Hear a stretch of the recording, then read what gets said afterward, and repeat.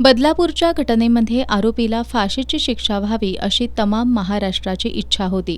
यामध्ये कोणतंही दुमत नाही. आरोपीला शिक्षा झाली पाहिजे या मताचे आम्ही सर्वजण आहोत. मात्र मुख्यमंत्री ज्या पद्धतीनं वेगळं बोलत आहेत हे संयुक्तिक नाही. आपटेंना वाचवण्यासाठी हा एन्काउंटर होता का अशी शंका निर्माण होत आहे. शिवाय या प्रकरणी सरकारनं ॲडव्होकेट उज्ज्वल निकम यांची नियुक्ती केली होती. त्यांनी देखील आक्षेप घेतलाय. आरोपीला चौकशीसाठी का आणण्यात आलं होतं असे अनेक प्रश्न विधान परिषदेतील काँग्रेसचे गटनेते आमदार सतेज पाटील यांनी सत्ताधाऱ्यांना केलेत. ते आज जिल्हाधिकारी कार्यालयात एका बैठकीसाठी आले होते. यावेळी त्यांनी पत्रकारांशी संवाद साधला. चार्जशीट फाईल झालं होतं, मग पुन्हा तपासासाठी का आणण्यात आलं? तपासाला आणायची वेळ संध्याकाळची का निवडण्यात आली? असे अनेक प्रश्न आमदार सतेज पाटील यांनी उपस्थित केलेत. परंतु या सगळ्यामागं आपटेंना वाचवण्यासाठी हा एन्काउंटर होता का अशी शंका निर्माण होते. आणि एवढ्या मोठ्या छातीठोकपणे सरकारनं ॲडव्होकेट उज्ज्वल निकमांची नेमणूक त्या ठिकाणी केली. त्यांनी देखील आक्षेप घेतला की त्याला कशासाठी आणलं होतं. 4,500 पानाचं चार्जशीट फाईल झालं होतं.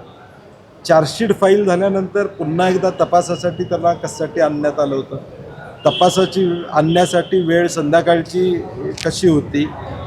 असणारे जे अधिकारी आहेत त्यांच्यावर झालेला हल्ला हा दुर्दैवी आहे.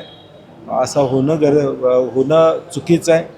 आणि त्याच्यापेक्षा वाईट आहे की गृह खातं हे सक्षम म्हणून देशभरात ओळखलं जातं.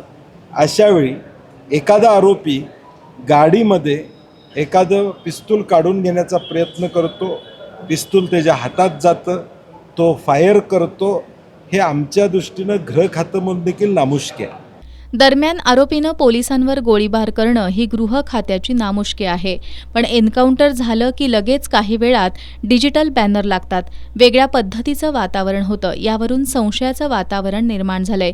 या सर्वांवरून गृह खात्याची इमेज कशी होत आहे हे सत्ताधाऱ्यांनी समजून घेण्याची गरज असल्याचा टोला आमदार सतेज पाटील यांनी लगावलाय. आणि म्हणून शिक्षा झाली पाहिजे याबद्दल आमच्या सगळ्यांचं एकमत आहे. त्यामध्ये कुठलंही दुमत असायचं कारण त्या ठिकाणी नाही आहे. आज एन्काउंटर झाल्यावर लगेच संध्याकाळी डिजिटल बोर्ड लागतात.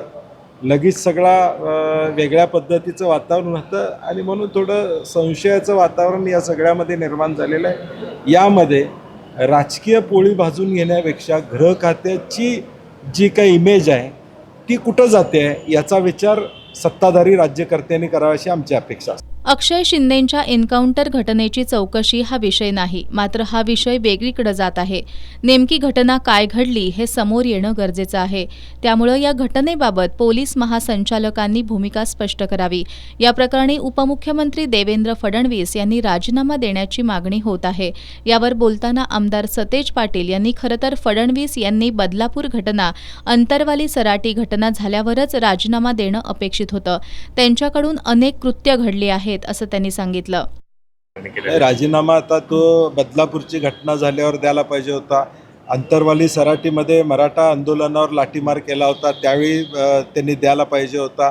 छत्रपती शिवाजी महाराजांचा पुतळा पडला त्यावेळी त्या ठिकाणी त्यांनी राजीनामा द्यायला पाहिजे होता. राजीनामा देण्याचे अशा अनेक कृत्य त्यांच्याकडून घडलेले आहेत परंतु ते काही देत नाहीत. आमची मागणीच आहे. दरम्यान राज्यातल्या विधानसभेच्या सर्व जागा लढवण्याबाबत राष्ट्रवादीकडून चाचपणी सुरू आहे. यावर आता भाजपचे लोक उपमुख्यमंत्री अजित पवार यांच्यावर टीका करत आहेत. बारामतीमध्ये गेल्या 35 वर्षात कधीही अजितदादांच्या पोस्टरवर काळं फडकं लावण्यात आलं नाही. ते आता घडत आहे. तुम्ही टीका करायची आणि आम्ही त्या ठिकाणी उत्तर देऊन बाहेर पडायचं असा भाजपचा प्लॅन सुरू आहे. मात्र महायुती म्हणून ते सर्वजण एकत्र लढू देत किंवा स्वतंत्र, महाराष्ट्राच्या जनतेनं यांना घरी बसवायचा निर्णय घेतलाय असा टोला आमदार सतेज पाटील यांनी लगावलाय.